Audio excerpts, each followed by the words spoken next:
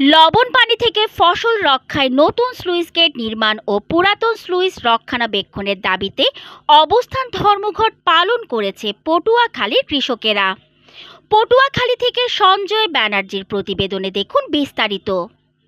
বুধবার বেলা 12টায় কলাপাড়া উপজেলা পানি উন্নয়ন বোর্ড কার্যালয় প্রাঙ্গণে এই কর্মসূচি পালন করেন।